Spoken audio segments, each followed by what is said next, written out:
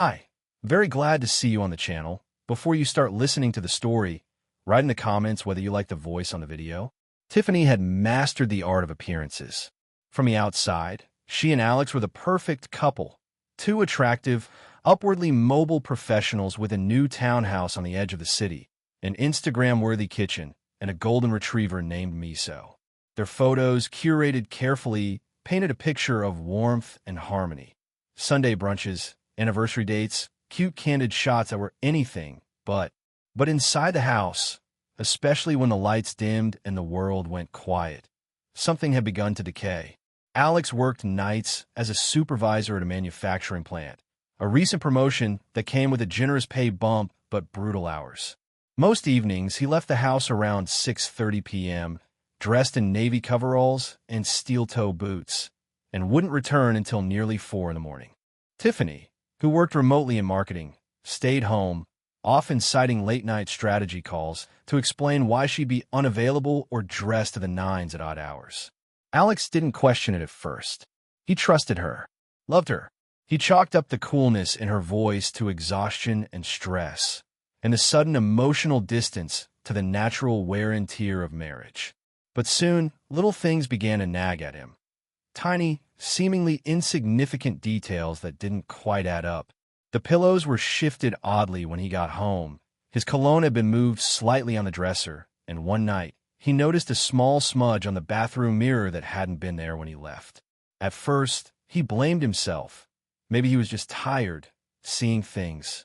But the final straw came on a rainy Tuesday morning, when he came home early due to a power outage at the plant. The house was quiet, the lights dimmed, and Tiffany was fast asleep, or pretending to be. Alex went to change and noticed the sheets still smelled faintly of sweat and musk. Fresh, not slept in for hours fresh. And there was a long black hair on his pillow. Tiffany's hair was blonde. He said nothing. Instead, he installed a small camera inside a faux vintage alarm clock he placed on her nightstand. It had Bluetooth connectivity, live feed access, and could store weeks of footage. Tiffany didn't question it. She barely even noticed it, distracted as she was with her phone, constantly texting someone with a smug little smile she didn't bother to hide anymore. The footage started to build up. The first night he watched it back, his heart hammered in his chest as he saw her bring in a man. Tall, muscular, dark-skinned, with a familiar swagger.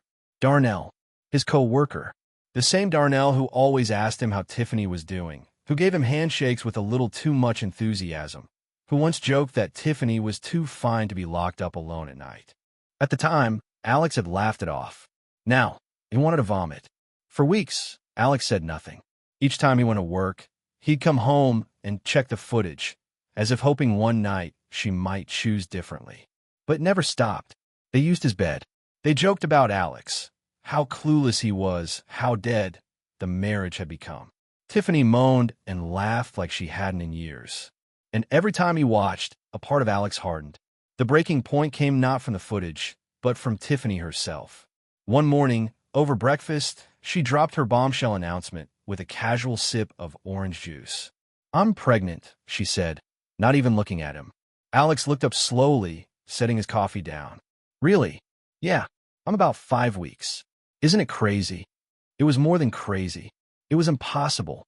They hadn't been intimate in nearly 3 months. "Yeah," he said flatly. "Crazy." That night, Alex created a private YouTube link. He edited together a greatest hits montage. Nothing explicit, but enough to make the betrayal unmistakable. He named the video "Caught in My Own House." Then he waited. Their anniversary came a week later. Tiffany was in a surprisingly cheerful mood, talking about dinner plans, maybe even renting a cabin for the weekend. Alex told her he had something special planned and invited her family over for a surprise celebration. They arrived promptly at 7. Her parents, younger sister, and 2 cousins. Everyone dressed nicely, bearing wine and laughter.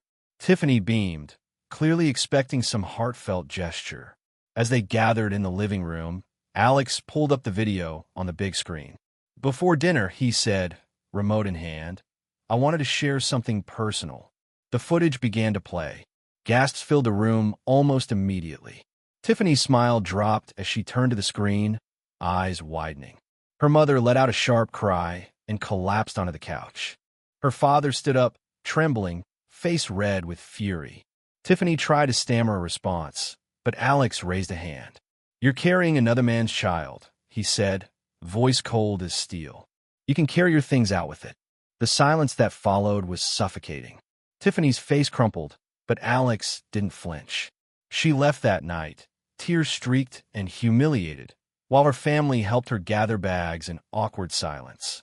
The next morning, Alex called HR. Darnell was terminated by noon. And for the first time in weeks, the bed stayed exactly the way he left it. Tiffany stood on the curb in the same dress she'd worn for what was supposed to be an anniversary celebration. Her makeup streaked down her cheeks, mascara smudging beneath her eyes like war paint. Her family had already driven off, not saying a word, too stunned or ashamed or furious. She couldn't tell which, and in truth, didn't care. Her fingers trembled as she pulled her phone from her clutch, dialing Darnell. He didn't answer. Not the first time, not the second, and by the third, she stopped trying. It had started raining just enough to be miserable, and the cold air made her skin pebble beneath the thin silk of her dress. No coat, no shoes suitable for walking, only stilettos that dug into the sidewalk with every step. She had nowhere to go. Alex had made sure of that.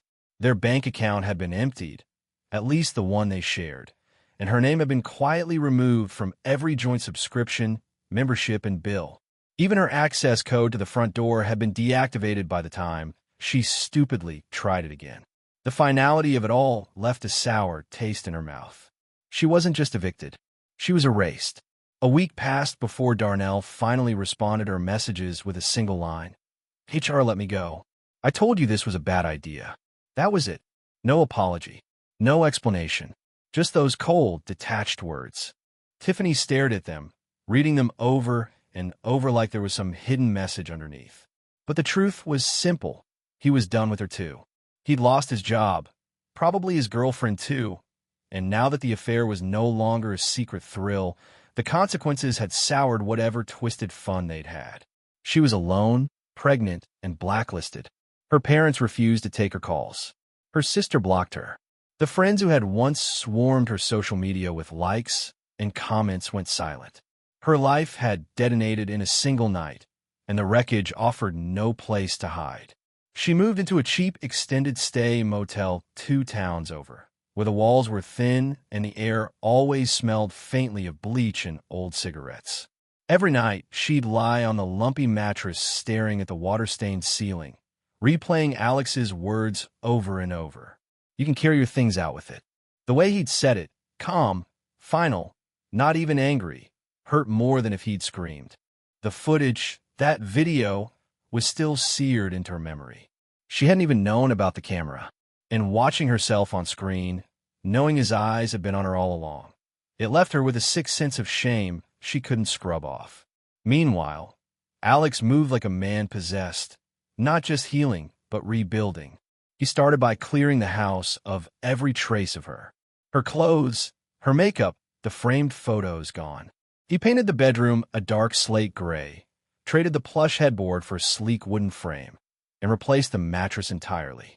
Even Miso, the dog, seemed to pick up on the change, sleeping quietly at the foot of the bed instead of whining at the door like he used to. Alex's co-workers, at least the ones who still had jobs, treated him with a wary kind of respect, unsure whether to pity him or admire him. Word about the video had spread. He hadn't meant for it to leak, but someone in the family must have shared it, and it went viral in a way no one expected. Reddit threads popped up. Comments poured in. Strangers called him a hero. King behavior. Ultimate revenge. She got what she deserved. He didn't engage, but he read them. Everyone. And with each comment, the sting of betrayal dulled just a little more. But what truly helped wasn't the validation or attention. It was the silence. The peace. The absence of lies. He worked, he slept, he cooked for himself. It was quiet, but it was honest. Still, late at night, when everything was still and the TV had long gone to static, he found his mind wandering back to the past. Not to Tiffany and Darnell, but to the slow fade before the affair. The night she'd go to bed without a word. The time she'd fake a smile in photos. Had he missed the signs? ignored the cracks because he didn't want to admit they were there. He didn't know. He just knew that something had broken long before the betrayal, and by the time the truth came out, it was already too late to fix it.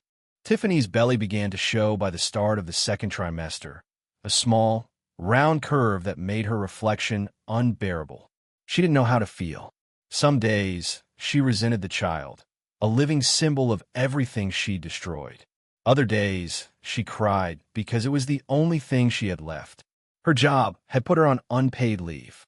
Her reputation online made applying anywhere else impossible. She spent her days scrolling forums under anonymous accounts, trying to understand how it had come to this. Sometimes, she read the comments on the video just to punish herself. She didn't recognize the woman on the screen anymore. Laughing, smug, confident, cruel. That woman had ruined her life, and she still had to live with her. One afternoon, nearly 4 months after the anniversary night, she received a small package with no return address. Inside was a single USB drive and a folded note. The note read, "For the kid.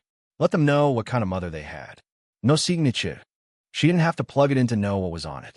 She dropped it into a drawer and didn't touch it again. Alex never reached out. Not once. Not a text. Not a message. Not a single check-in to ask about the pregnancy or the baby. His silence was the final punishment, and somehow, it was the one that hurt the most. The first time Tiffany felt the baby kick, she was alone in the motel room, sitting cross-legged on the faded bedspread with a takeout container of cold lo mein balanced on her knee. The sensation was strange, almost like a bubble popping inside her, a soft, foreign flutter that startled her enough to drop the chopsticks. Her hand flew to her belly instinctively, resting there as she waited for it to happen again. When it did, she laughed, a weak, cracked sound that she hadn't heard from herself in weeks. It was the first moment she'd felt something close to real, unfiltered emotion in a long time, something that wasn't shame, bitterness, or rage. But the feeling was fleeting. It didn't take long for reality to settle back around her like smoke, thick and suffocating. This wasn't a joyful pregnancy, not one celebrated with ultrasound photos on the fridge or nightly belly rubs. This child was conceived in betrayal, carried in disgrace, and would be born into silence. She no longer expected calls from her family. After the video incident, her mother had a mild cardiac episode, the stress of it too much to bear. Her father's silence had turned into a personal vow. He had told her, the last time she managed to reach him, "You are not the daughter I raised. Don't call here again." Since then, her messages had gone unread, voicemails unreturned. Even her childhood best friend, Lauren, who had once sworn they'd be inseparable forever, had ghosted her.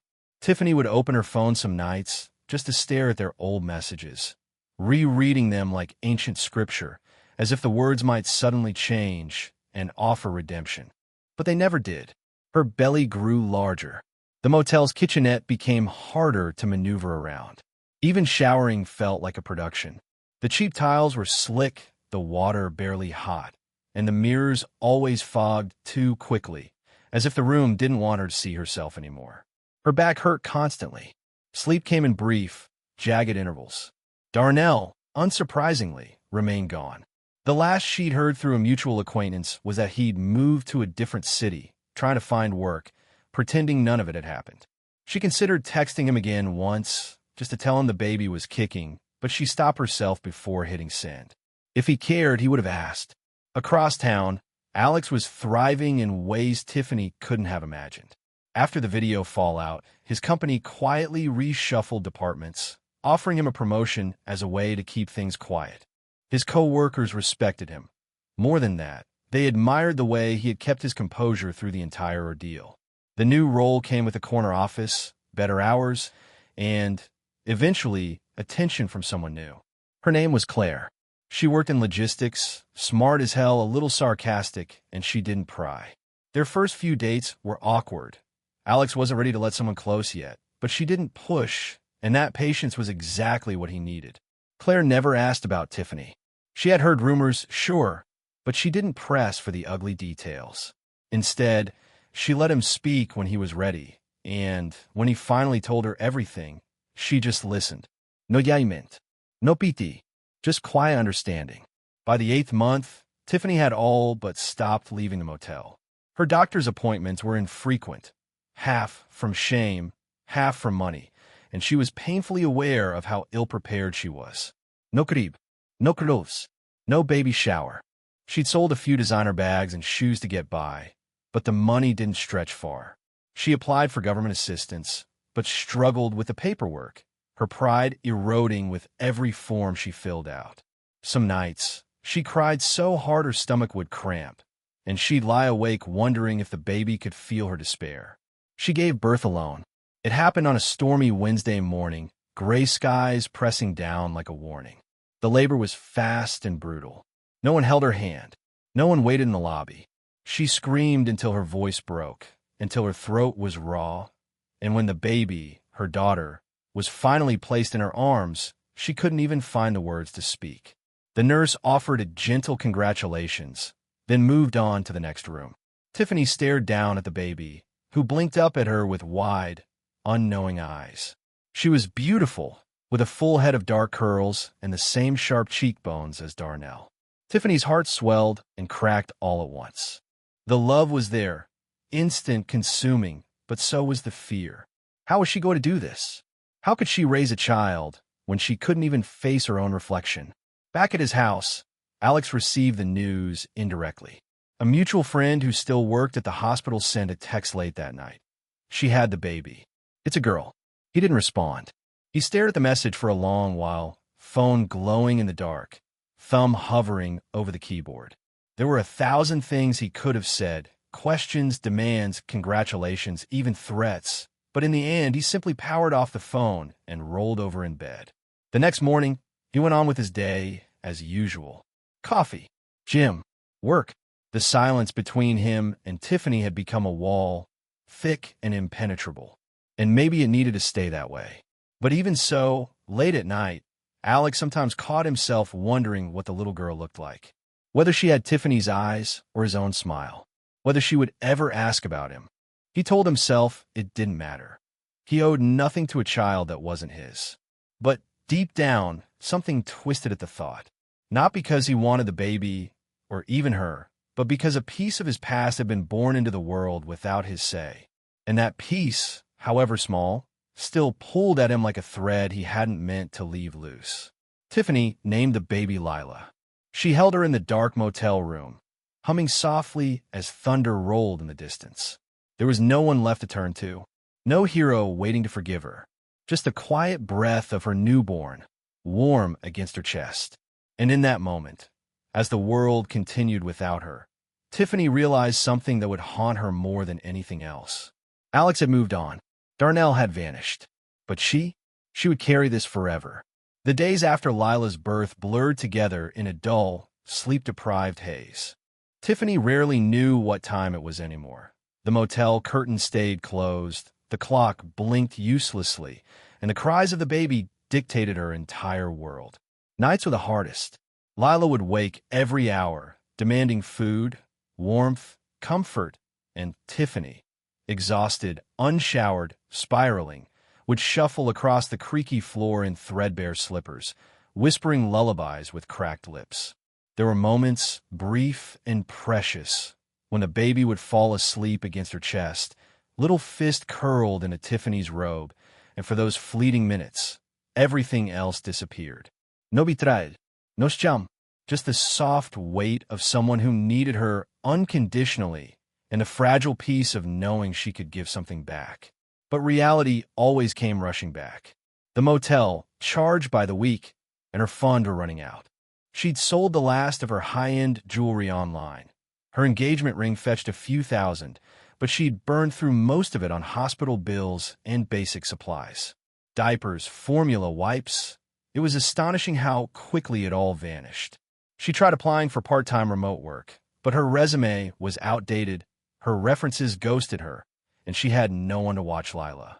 No daycare would take a newborn without a proper medical record, and Tiffany's checkups had been minimal at best.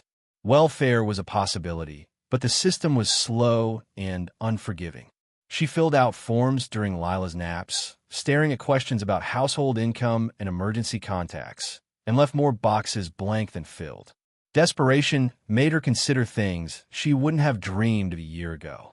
She messaged a former coworker who worked in adult content creation, asking how it worked, what it paid, whether anonymity was possible.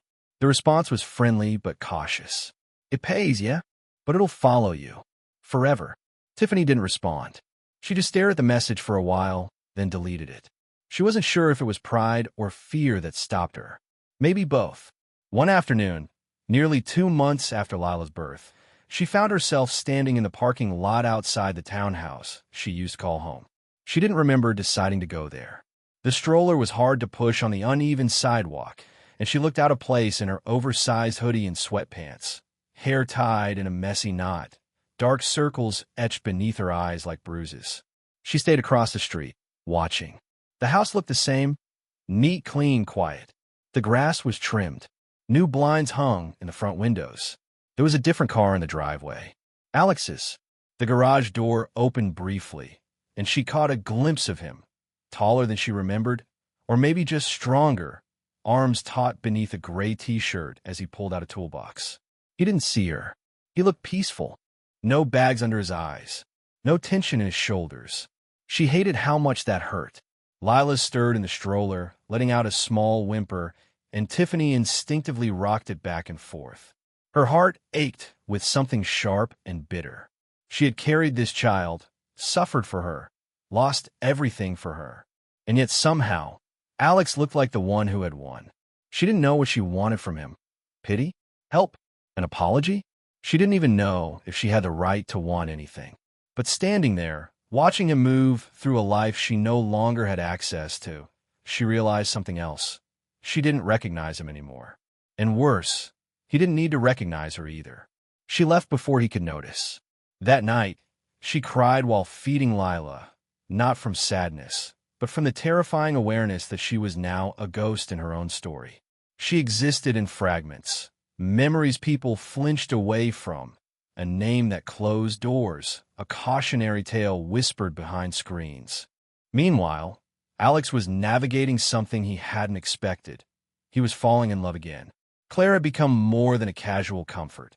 She was steady, kind, unafraid to challenge him when he shut down. She never brought up Tiffany, but when Lila was born, she asked him gently if he felt anything. Alex shrugged at first, said no, but in truth, the idea gnawed at him.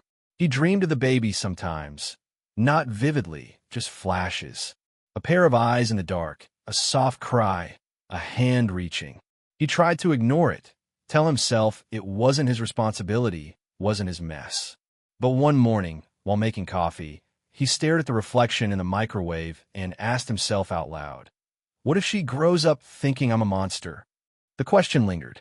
He didn't tell Claire he wanted to see the baby. He told himself he was just driving by, just checking. But his car slowed when he passed the battered motel. He circled back once, then again, until finally he parked. He didn't go inside, didn't even get out, just sat there for 10 minutes, hands gripping the wheel, heart pounding like he was on the verge of something unforgivable. When a figure emerged, Tiffany, with Lila in her arms, hair still wet from shower and bags under her eyes deeper than he remembered. It took everything in him not to call out. The baby squirmed, and she shifted her gently, rocking her, humming something low. She looked tired, hollow, but she held the baby like she was all that mattered. Alex watched them until they disappeared into the room again. Then he drove away without a word. Tiffany saw the car. She wasn't sure it was him at first, but she felt it, that old knowing. She stood at the window long after he left, heart pounding, eyes wet. He hadn't come inside, hadn't spoken, but he'd looked. That meant something, didn't it? She didn't know. She pressed Lila close and whispered, "That was your father," though even as she said it, she wasn't sure if it was truth or hope. Outside, the rain began to fall again. The world kept turning. And in two separate lives, two broken people stared into the dark, haunted not by what had happened, but by what could never be undone. 3 weeks passed before Tiffany saw the car again. It was parked farther down this time, partially hidden beneath the rusted shadow of a streetlight. Engine off, windows dark. She didn't move toward it, just noted its presence, heart rattling in her chest, as she cradled Lila against her shoulder. The baby had just fallen asleep after a long stretch of inconsolable wailing, and Tiffany was too exhausted to feel much beyond the numb throb that had taken up permanent residence beneath her ribs. The weather had shifted, cooler now, with winds that slipped through the cheap motel windows no matter how tightly she shut them. She wrapped the blanket tighter around Lila and went back inside, not looking again. If Alex wanted something, he'd knock. If not, he'd drive away like last time. Either way, she was done chasing ghosts. But Alex didn't drive away. Not this time. He stayed there in the quiet, eyes trained on the glowing door across the lot. He told himself it was closure he wanted, a final glimpse, a silent answer to the question he still hadn't been able to bury. But deep down, he wasn't sure anymore. He thought about Lila every day. Not obsessively, not constantly, but enough. Enough that her absence was starting to feel more real than her existence. And that scared him in a way nothing else had. The baby wasn't his. Not legally. Not biologically. But he'd loved the woman who carried her. He'd shared a life, a bed, a home with her. And no matter how he tried to slice it, that child was born from the wreckage of something that used to be his. Claire had noticed the change. He'd grown distant, thoughtful, always checking his phone without reason, always staring a little too long at nothing. One night, she asked him directly, "Is it about the baby?" He didn't lie. "Yeah." Claire nodded slowly, then said, "Then go. Figure out what you need to do. Just don't come back unsure." Tiffany was startled by the knock. It was soft, hesitant, not the pounding kind of urgency that usually came with motel walls and angry voices. She peeked out and froze. Alex stood there, hands in the pockets of his coat, hair windblown, expression unreadable. For a second, she didn't know what to do. Then Lila stirred behind her with a tiny whimper, and that broke the trance. She opened the door just wide enough to speak. "What are you doing here?" He looked her over carefully. She looked thinner, paler, worn down. Not bitter, just tired. "I just wanted to see her," he said. "Once." Tiffany hesitated, then stepped aside. The room was dim and smelled faintly of baby powder and old air freshener. A makeshift crib, a laundry basket with blankets, sat beside the bed. Lila was in it, fast asleep, tiny fists curled against her chest, breathing slow and deep. Alex stepped toward her carefully, like any sudden move might crack the moment in half. He knelt beside the basket, staring. She was smaller than he imagined. Softer. Her lips parted in sleep, her cheeks round and flushed. She looked nothing like him, but he felt something anyway. Something distant and heavy and strange. Tiffany stood behind him, arms crossed, waiting. "She has your chin," Alex murmured. "Yeah," she replied softly. "She has Darnell's everything else." He flinched slightly at the name, but didn't comment. "I don't want anything from you," Tiffany added after a moment. "I'm not here to trap you, or guilt you, or make this your problem. I'm doing what I can." "I know." The silence stretched between them, not tense, but thick with everything unsaid. "She looks healthy," he said. "I'm trying." He turned to her. "Do you have help?" She laughed, not cruelly, but with a hollow kind of weariness. "What do you think?" Alex nodded once. Then, "Do you want help?" Tiffany didn't respond right away. Her throat tightened. She thought about every night alone, every bottle warmed by microwave light, every rejection from people who used to love her. She didn't trust herself to speak, so she just gave a shaky nod. He stood, walked to her, hands still in his pockets. "I'm not saying I forgive you. I'm not saying we go back to anything. But that little girl didn't ask for any of this. And she shouldn't pay for what we did." Tiffany's eyes filled, but she blinked the tears away. "Okay," she said. "Okay." Over the next few days, Alex returned. Quietly, not every day, never pushing. He brought groceries first, then diapers, then baby clothes, small onesies, and soft hats. He didn't hold Lila right away. Just sat beside her while she slept, sometimes reading aloud from an old book he found in his attic. Tiffany watched him warily at first, but soon, something inside her started to ease. Not heal, just soften. Lila took to him faster than Tiffany expected. She'd follow his voice with her eyes, kick her feet when he leaned over the crib. The first time she giggled, high and sweet and sudden.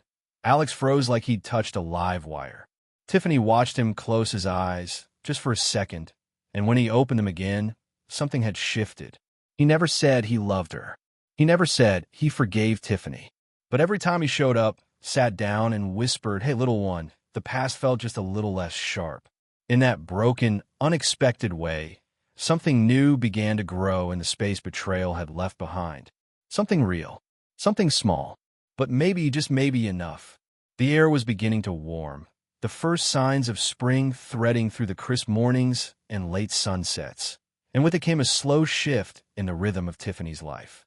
The motel, which had once felt like a tomb, small, gray, and echoing with everything she'd lost, was no longer silent. Lila's laughter filled the space now, soft and spontaneous, bubbling up whenever Alex peeked his head in with a grin or made animal noises during diaper changes. The baby adored him. Her whole face would light up the moment she saw him, tiny legs kicking in excitement, arms reaching with absolute trust. Tiffany tried not to let it hurt. She tried to see it for what it was, a blessing, however strange and undeserved. But sometimes, watching them, a knot would twist in her chest. Not jealousy exactly, but a sharp ache that whispered she'd broken something she could never fully rebuild. Alex had become a fixture. Not every day, and never unannounced, but frequent enough that even the front desk stopped asking who he was. He'd show up with something practical. Wipes, formula, a new pacifier Lila would inevitably reject, or sometimes just with himself, dressed down, tired from work, but always willing to help. He didn't talk about Claire anymore, and Tiffany didn't ask. She figured whatever they had was over, or maybe paused.